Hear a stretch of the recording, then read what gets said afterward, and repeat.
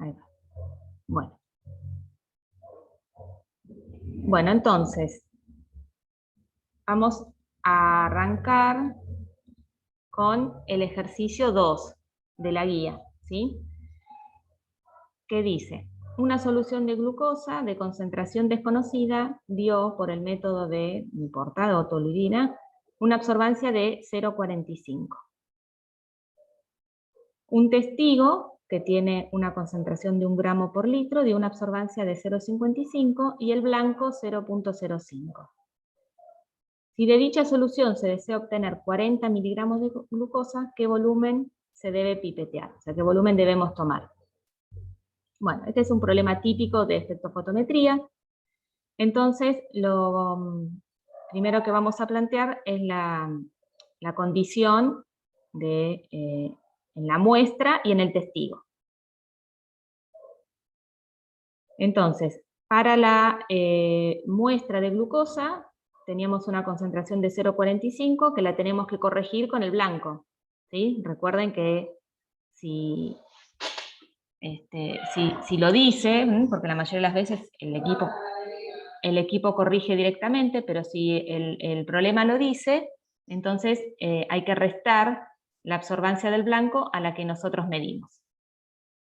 Entonces para la glucosa tenemos una absorbancia corregida de 0,4. Y para el testigo una absorbancia corregida de 0,5. ¿Sí? Además, sabemos, por la ley de Lambert-Beer, que tanto para la glucosa como para el testigo vale esta ecuación, ¿no? Que la absorbancia es igual al coeficiente por el paso óptico por la concentración. Profe, ¿le hago una consulta? Sí. Donde dijo corregido, 0,4 de glucosa y 0,5 de testigo. Sí. ¿Eso dónde sale?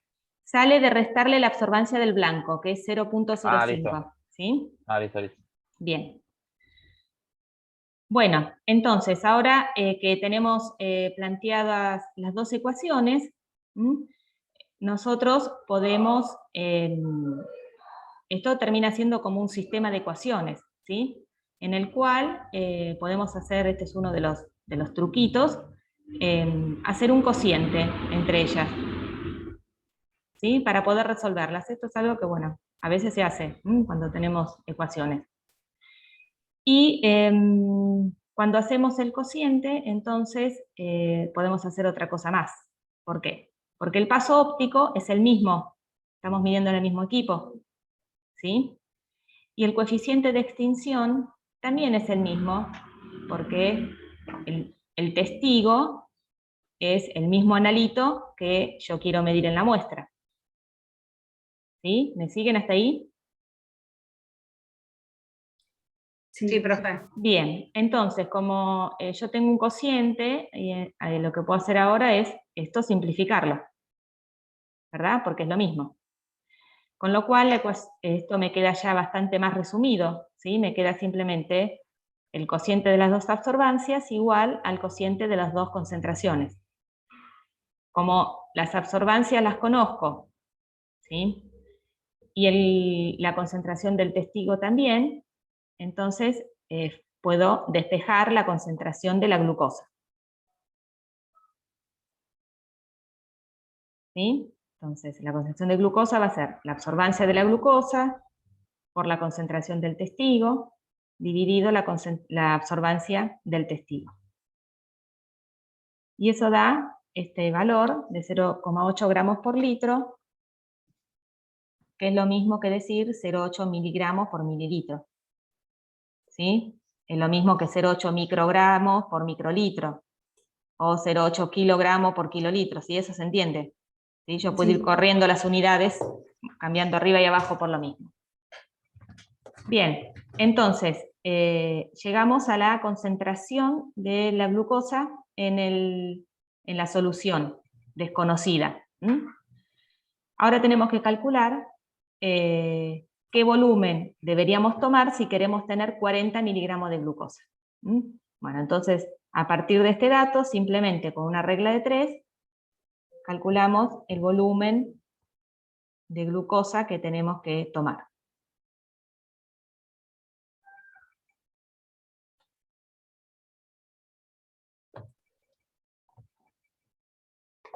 ¿Se entiende? Sí. Bueno, Sí. muy bien. Bueno, este es como el más sencillito. ¿Mm? Vamos a pasar ahora al problema 3. Una solución de proteínas de 0,3 mililitros se diluye con 0,9 mililitros de agua.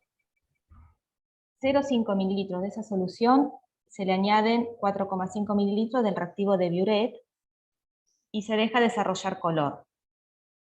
La densidad óptica de la mezcla es de 0,18. Y una solución estándar, que tiene 0,5 mililitros de solución conteniendo 4 miligramos por mililitro de proteína, se le hace el mismo procedimiento, se le añaden 4,5 mililitros del reactivo de Biuret y la densidad óptica medida fue de 0,12, en una cubeta del mismo tamaño. Entonces, tenemos que calcular la concentración de proteínas en la solución antes de la dilución. O sea, la concentración acá, en este primer momento, antes que se diluya. ¿Sí? Bueno, entonces, vamos a plantear primero las situaciones. Para la muestra, tenemos 0,3 mililitros, que se le agregan 0,9 mililitros de agua para llegar a una solución de 1,2 mililitros. De ahí voy a tomar una alícuota de 0,5 mililitros. Le agrego el volumen de reactivo y llego a un volumen final de 5 mililitros, en el cual se mide la densidad óptica, que da 0,18.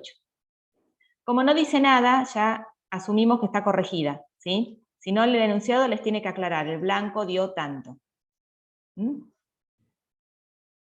Bien, en el testigo tenemos una solución estándar, del cual conocemos la concentración, le agregamos el reactivo, llegamos al mismo volumen final y obtenemos la absorbancia. Entonces, ahora con esto vamos a plantear algo similar a lo del ejercicio anterior.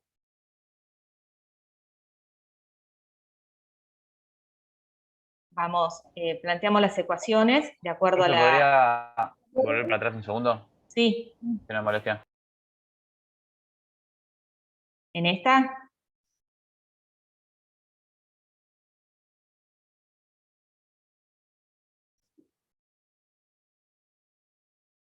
Sí, gracias. Bueno. Entonces, planteamos la ecuación de Lambert-Beer para ambos casos, la muestra y el testigo. Hacemos el cociente, volvemos a simplificar y calculamos la concentración en la muestra. Eso nos da un valor de 0,6 miligramos mililitro. ¿Estamos? Ahora, estos 0,6 miligramos mililitros son los que tenemos en el tubo de reacción. ¿Sí? O sea, en esos 5 mililitros en los cuales se hace la reacción de cuantificación proteica, ¿sí? La reacción de Biuret. Pero lo que nos pide el problema es calcular la concentración antes de la dilución. Entonces, esto es lo que yo les decía, que ahora hay que hacer el caminito para atrás. ¿Sí? Bien. ¿Qué pasó con la muestra? Claro, en ese caso lo tendrías que multiplicar por 40, ¿no? Si el factor de dilución fue en 1 en 4, lo multiplicas por 40. Claro, exacto, exacto. A la muestra, lo que primero ocurrió es que 0,3 mililitros se llevaron a 1,2. O sea que ahí tuvimos una dilución 1 en 4. ¿Sí? De esto se tomó una alícuota y se llevó a 5 mililitros. O sea que acá se hizo una dilución 1 en 10. ¿Ah? Por lo tanto, el factor de dilución total es 1 en 4 por 1 en 10. O sea, 4 por 10, 40. ¿sí? O sea que desde el principio al final se diluyó 40 veces. Ujú. ¿Mm? Bien. Sabiendo esto, entonces ahora vamos a caminar para atrás. Lo que calculamos es que la concentración en estos 5 mililitros es de 0,6 miligramos mililitro. ¿Mm? Por lo tanto, como esto viene después de haber hecho una dilución 1 en 10, entonces la concentración en los 0,5 mililitros es de 6 miligramos mililitro. Multiplico por el factor de dilución. ¿Sí?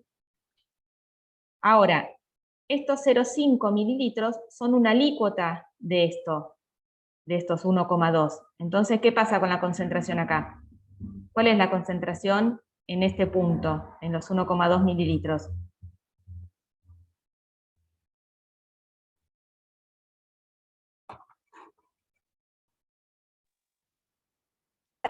No. Sí, 6, es la misma. Es la El del misma, 1,2. ¿sí? Es la misma, porque dijimos que cuando tomamos una alícuota, la concentración no varía. ¿Sí? En cambio, cuando diluimos, fíjense, acá diluimos 1 en 10, entonces la concentración disminuye 1 en 10. Bien, entonces, la concentración, ay, acá me faltó algo. La concentración acá sigue siendo 6 miligramos por mililitro. Y como desde esta situación a la inicial se hizo una dilución 1 en 4, entonces, para averiguar la concentración en este punto, que es el que me pide el problema, multiplico por 4. 6 miligramos mililitro por 4, 24 miligramos mililitro, que es la concentración de la solución proteica antes de diluir. ¿Sí? ¿Se entiende? No termino de entender, profe, lo de la dilución. ¿Por qué es que queda 1 en 4? Porque 0,3 se lleva a 1,2. ¿Sí? Sí. Imagínate que cada parte tiene un volumen de 0,3. Acá tenés una parte y acá tenés 3 partes. 0,9 son como 3 partes de 0,3. Son 3 partes. Sí, ahí lo veo, 3 partes. Claro. Ah. Y acá son 4 partes de 0,3. Otra parte, sí, ya está. ¿Sí? Ahora no lo veía. Bien. Ahora sí. Porque no son números tan redondos, entonces cuesta un Claro, poquito más. ahora sí me doy cuenta. Ahí 4. 3 más 1 está bien. Claro. Bueno, ¿se entendió este? Sí, ahí se entendió. Bien, perfecto. Bueno, vamos a pasar al 7. Este es un poco más complicado. Profe, igual esto que tiene así resuelto, ¿lo va a subir ahora al campus? Sí, Para claro. compartir. Sí, le subo todo.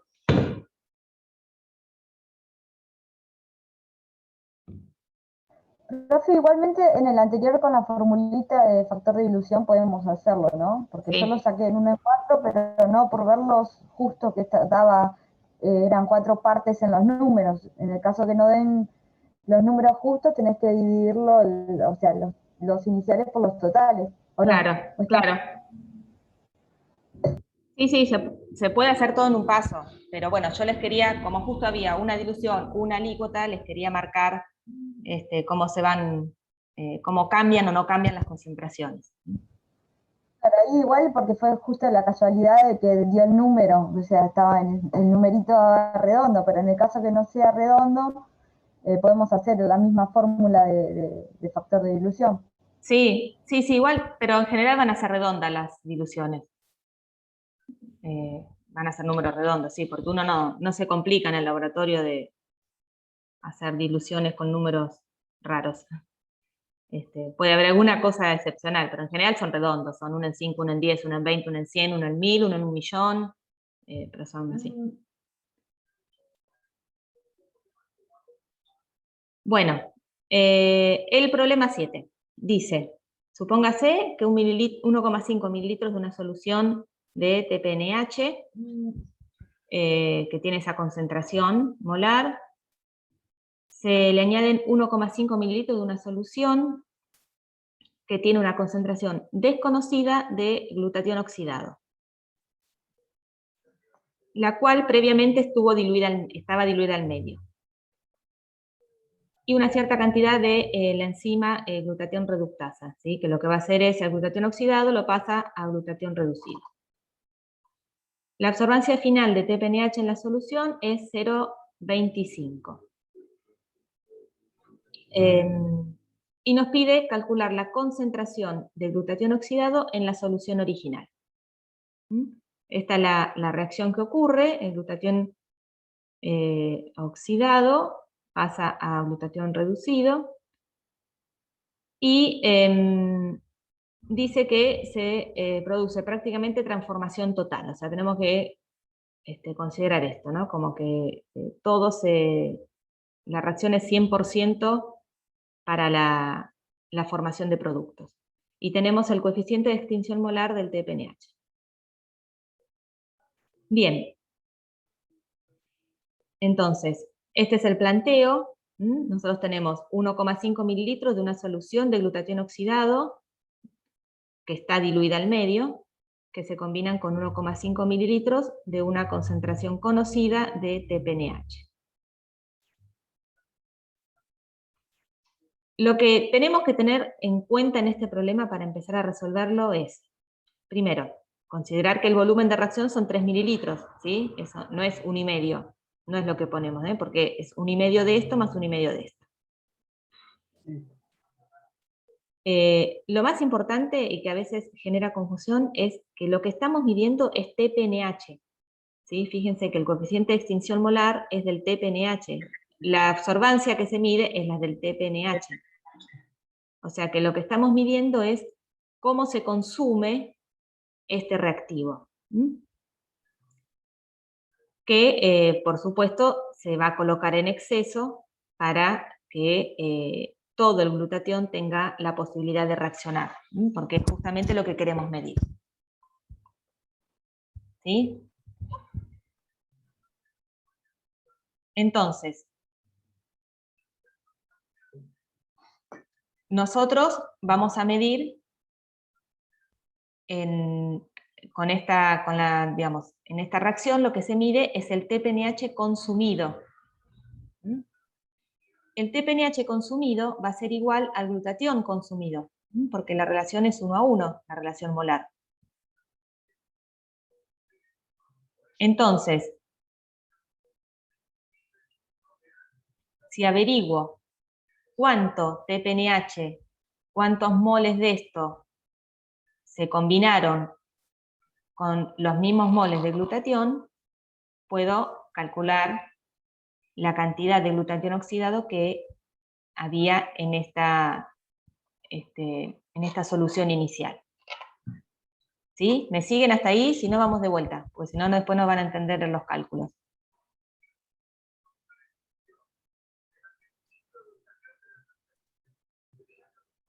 Yo al momento sí. Bueno, entonces, teniendo todo esto en cuenta, que es lo que primero hay que analizar en este problema, me llevo muy mal con la ruedita de este mapa. Bueno, entonces, ¿cómo calculamos los moles de TPNH consumidos? Vamos a calcular primero la cantidad inicial de TPNH, que son los moles presentes en los 1,5 mililitros que se pusieron a reaccionar y de los cuales conocemos la concentración. Sí. Después vamos a calcular la cantidad final de TPNH, que son los moles remanentes después que todo que reaccionó y que se consumió todo el glutatión oxidado. Y por último, vamos a hacer la diferencia, ¿sí? Lo inicial menos lo final me dice cuánto se consumió. Y como los moles de TPNH consumidos es igual a los moles de glutatión oxidado consumidos, entonces puedo calcular los moles de glutatión presentes en los mililitros iniciales. ¿Sí? ¿Vamos bien hasta acá? Sí. Bien. ¿Alguien no entiende el planteo?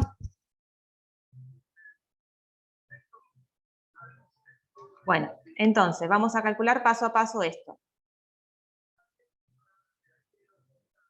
La cantidad inicial de TPNH. Bueno, eso lo saco sabiendo que se pusieron 1,5 mililitros de una solución que tiene esta concentración.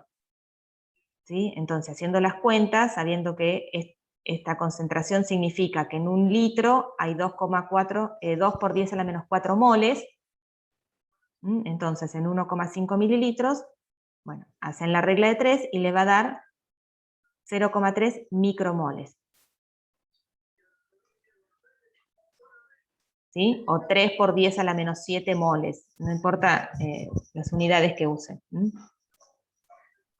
Yo, como los números son muy chiquititos, los pasamos a unidades más chicas. Para averiguar la cantidad final, vamos a usar entonces la absorbancia medida en la condición final, el valor del coeficiente de extinción, que es dato, y el paso óptico, que también es dato. Entonces, despejamos la concentración y da 40,19 micromolar. Esta concentración es la que se midió en el volumen de la reacción, que son 3 mililitros. Entonces, volvemos a hacer el cálculo. Si en un litro hay 40,19 micromoles, bueno, en 3 mililitros hacemos la regla de 3 y nos da que hay 0,12 micromoles. Entonces, inicialmente pusimos 0,3 micromoles, ocurrió la reacción y quedaron remanentes 0,12 micromoles. ¿Sí? Sí. Bueno, yo voy corriendo las fotitos porque me va tapando. Entonces, los moles consumidos de TPNH son 0,18. Los micromoles consumidos, perdón. Bien. Entonces, como los moles consumidos de TPNH eran los mismos que los moles consumidos de glutatión, porque la relación era 1 a 1, entonces, en 1,5 mililitros hay 0,18 micromoles de glutatión oxidado.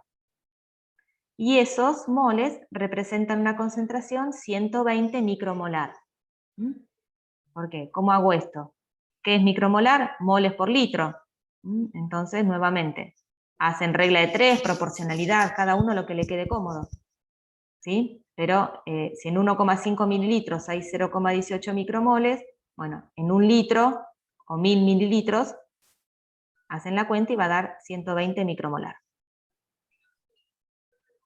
Y lo último que tenemos que hacer es acordarnos que el glutatión había sido diluido al medio. Por lo tanto, en la muestra original, la concentración va a ser el doble, o sea, multiplico esto por 2 porque el factor de dilución es 2. Y la concentración final es entonces 240 micromolar. ¿Sí? ¿Se entendió? Sí. Sí, profe. Bueno, bien. Bueno, estos dos son como los ejemplos de los problemas de espectrofotometría, ¿sí? Ahora vamos a pasar a los problemas que son de proteínas. Los primeros son más teóricos, ¿sí? Ustedes traten de resolverlos y si no les salen lo vamos viendo en la próxima clase o la otra. Todas las clases vamos a tener 5 o 10 minutitos de consulta de problemas, ¿sí? Porque obvio, por ahí no pueden hacer toda la guía de una clase a la otra. Son 35 problemas estos. O sea, yo ya sé que no se puede hacer de una clase a la otra. Bueno, entonces de los de proteínas vamos a arrancar con el problema 12.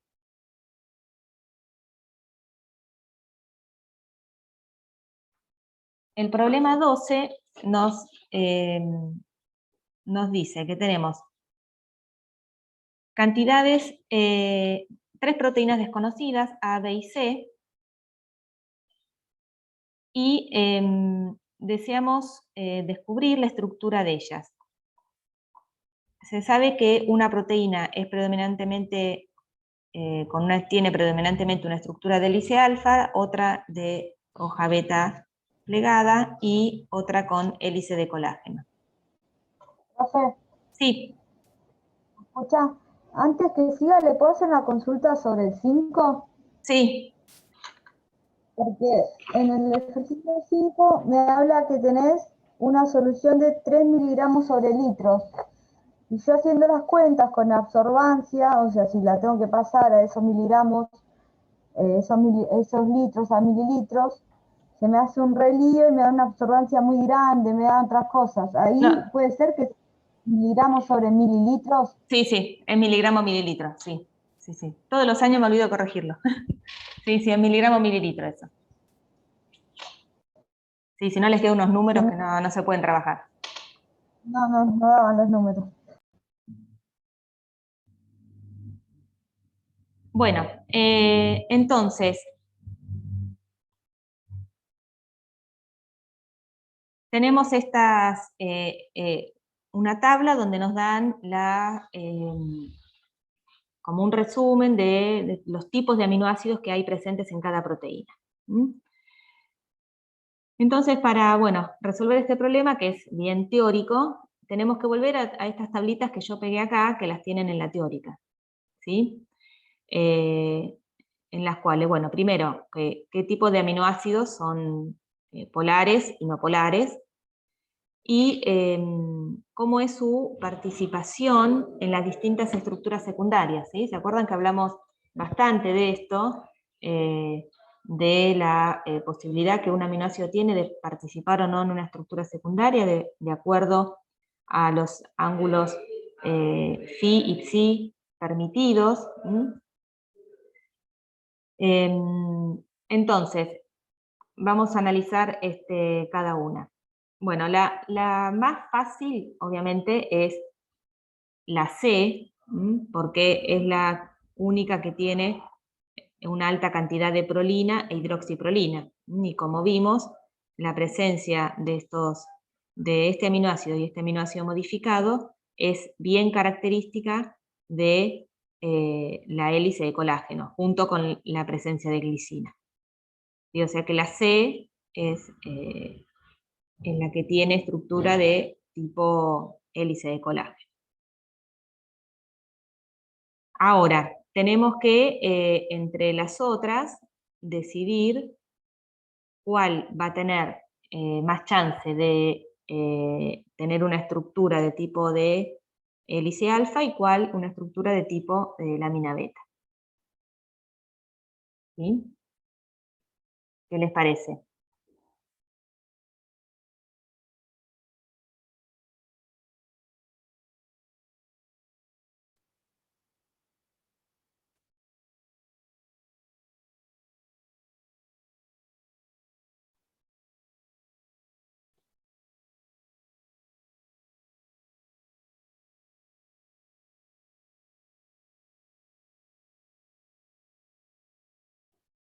La hélice de alfa no debería tener prolina, entonces debería ser la A. Sí, bueno, la otra tiene una sola, tampoco Sí. va a afectar una solita.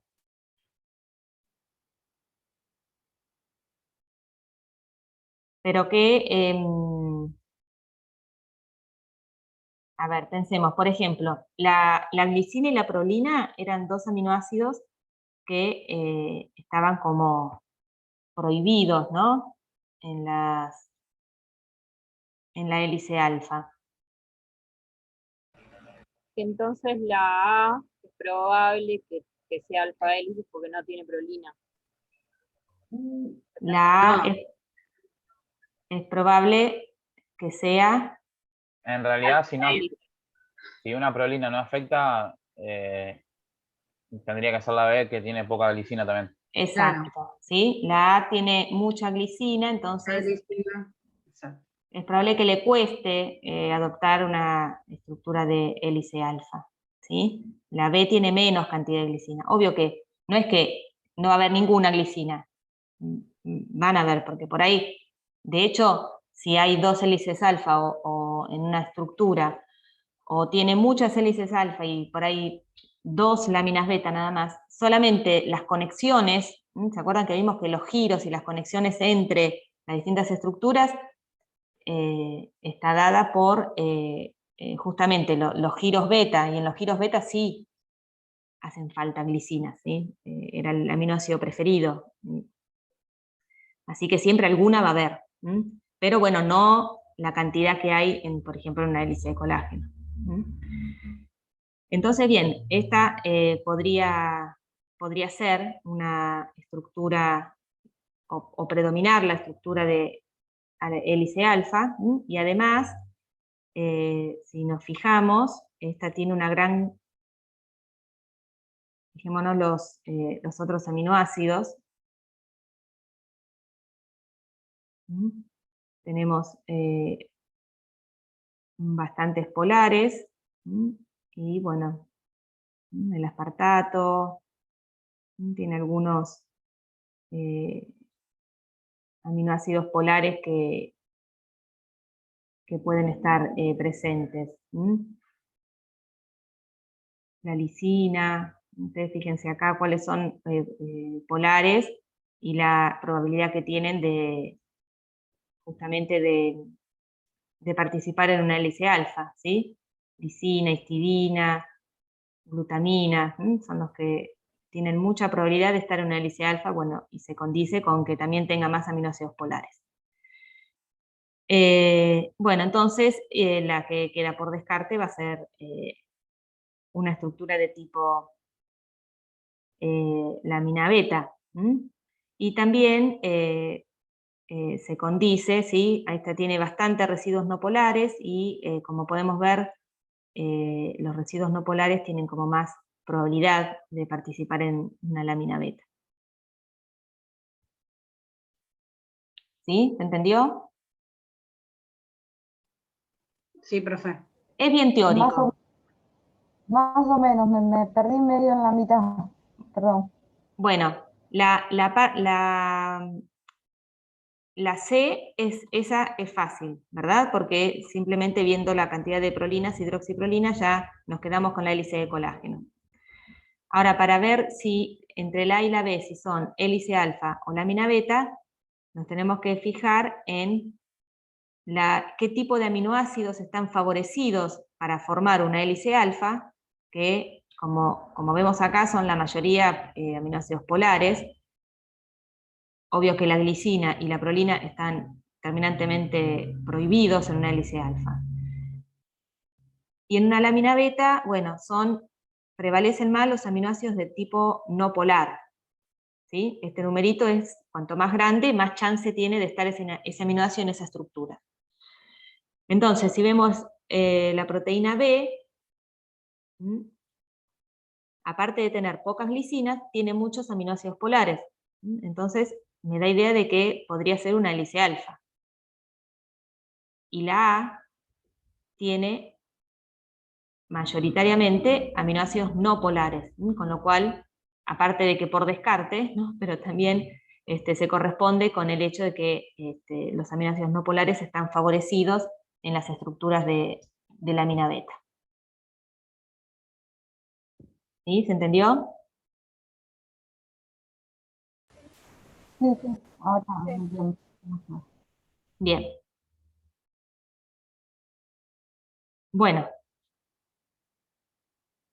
Vamos al problema 14.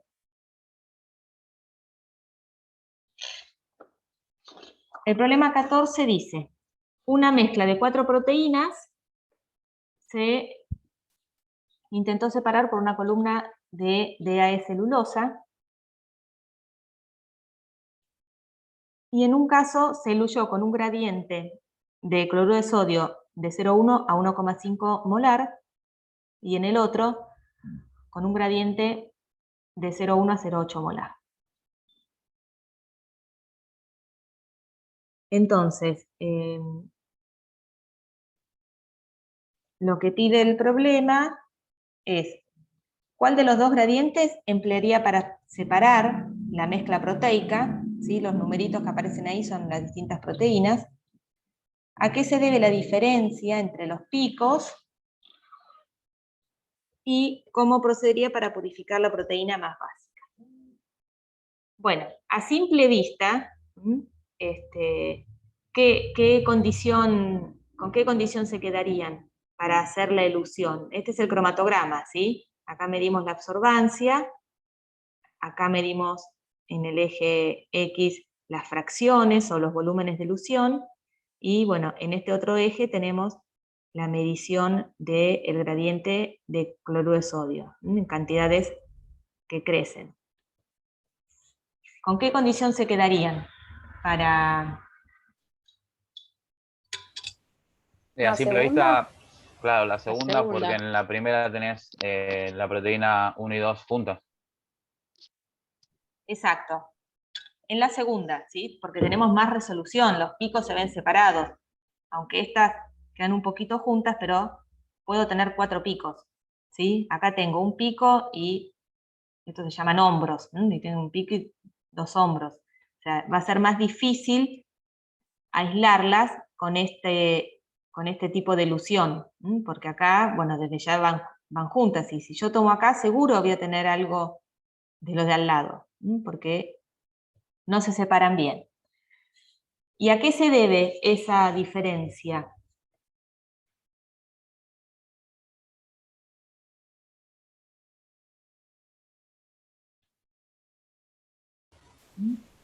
La concentración de cloruro de sodio. Claro, en un caso es como muy bruto, ¿no? Pasamos de 0,1 a 1,5. Entonces, al haber cambios grandes en la concentración del contraión, digamos, despega muchas cosas juntas, ¿sí? Si nosotros vamos aumentando la concentración de sal, que en definitiva significa aumentar la concentración del contraión, el que va a competir con la proteína en su pegado a la matriz, si eso lo hacemos de manera más paulatina, se van a ir despegando las proteínas también de manera paulatina. Voy a poder despegar primero la muy débilmente pegada, después la débilmente pegada, después la bien pegada, después la muy pegada, ¿sí? Es como que puedo hacer esa distinción, ¿sí? Cuando en el otro caso, que es como muy de golpe, coeluyen proteínas que interaccionen con una fuerza similar. Bien. Para averiguar, entonces, el otro punto es cómo procedería para purificar la proteína más básica, ¿sí? De acuerdo a lo que vimos en la teórica, ¿sí? Aquella proteína que tiene mayor punto isoeléctrico va a ser la más básica, y la de menor punto isoeléctrico la más ácida. Eso, acuérdense, en la teórica les dije, tengan esta diapo donde están estas curvas y demás para resolver este tipo de problemas de cromatografía de intercambio iónico. Recordemos que una DA de celulosa es una cromatografía de intercambio aniónico, ¿sí? Es decir que en esa cromatografía, ¿qué carga tienen las proteínas que van a interactuar con la matriz? Negativas. Negativas, perfecto. Y de la sal cloruro de sodio, ¿cuál es el contraión que se usa en el gradiente, por ejemplo, que se muestra en los gráficos? El sodio. El sodio.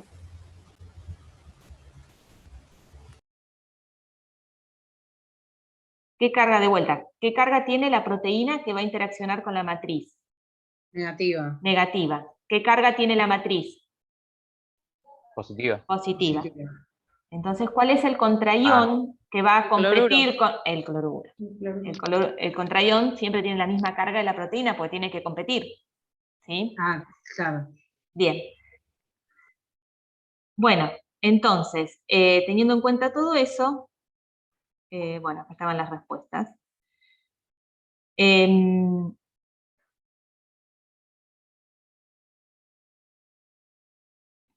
Y recordando, nuevamente, esta era la diapo que les decía, ¿sí? ¿Cuáles son las proteínas ácidas, las que tienen punto isoeléctrico bajo, y las básicas, las que tienen punto isoeléctrico alto?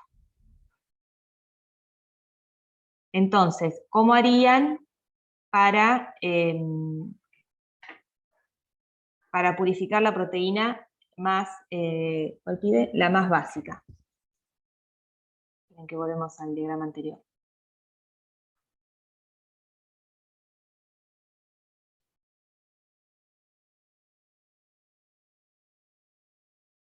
Piénsenlo un cachito, ¿verdad?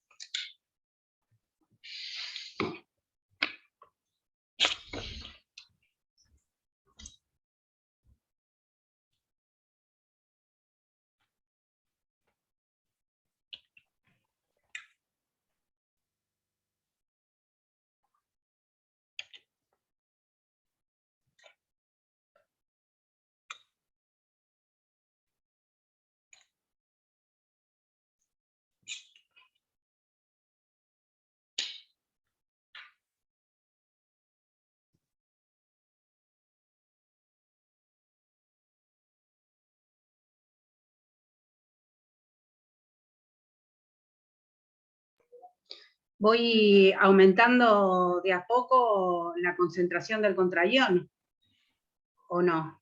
Sí.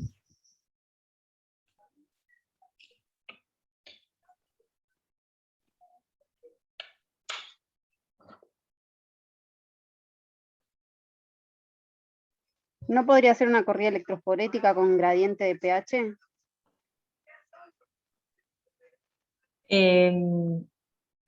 Sí, pero lo que pregunta es en estas condiciones, con este tipo de cromatografía.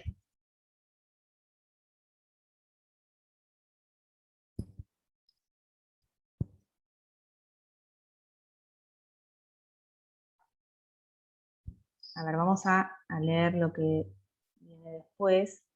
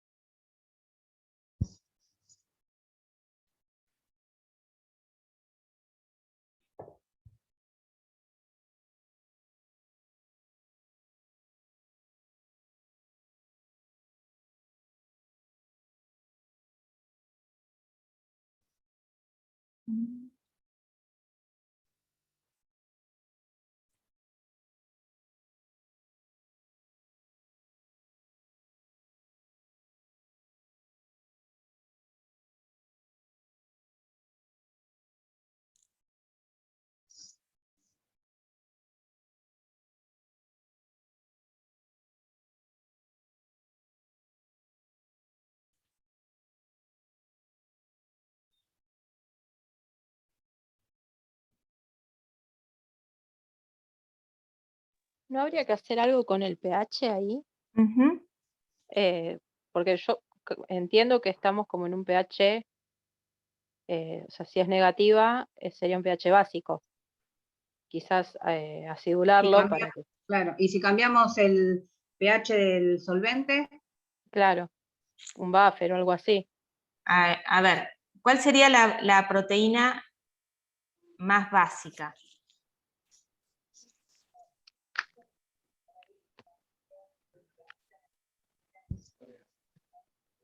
La 4 o la 1. La 1. Sí, La 1, porque es la que... es la primera que se La desprende, primera que digamos, se erupción. desprende, claro, ¿sí? Fíjense, es la que va a tener menor carga negativa, por lo tanto la que va a interaccionar más débilmente en esta columna, ¿sí? Entonces la 1 va a ser la más básica. Entonces, bueno, lo difícil era darse cuenta de eso. ¿Cuál era? Eso es lo que había que pensar, ¿cuál era la más básica? Ahora, entre esta condición y en esta, ¿cuál elijo para para eludir y obtener la más básica?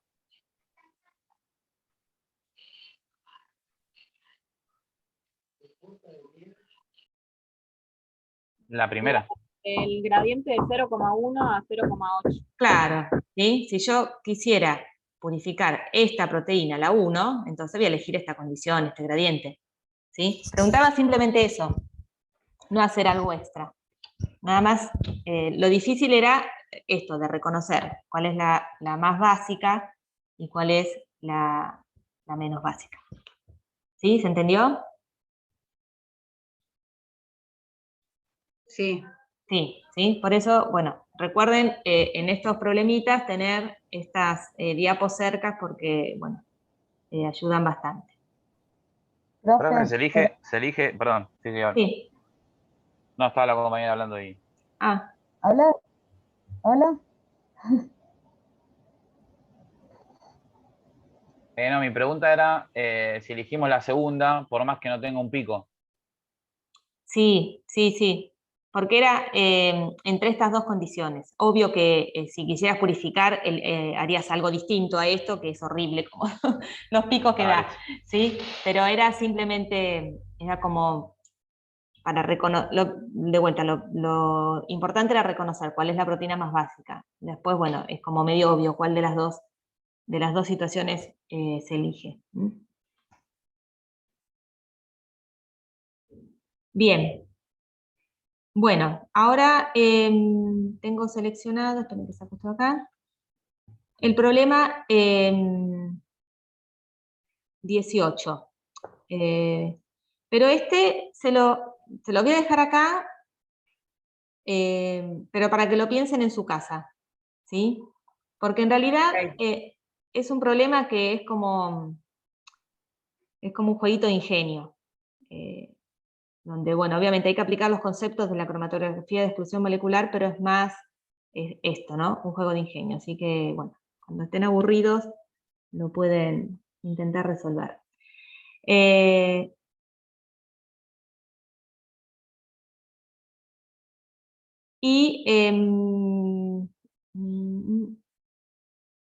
Vamos a ir al 24.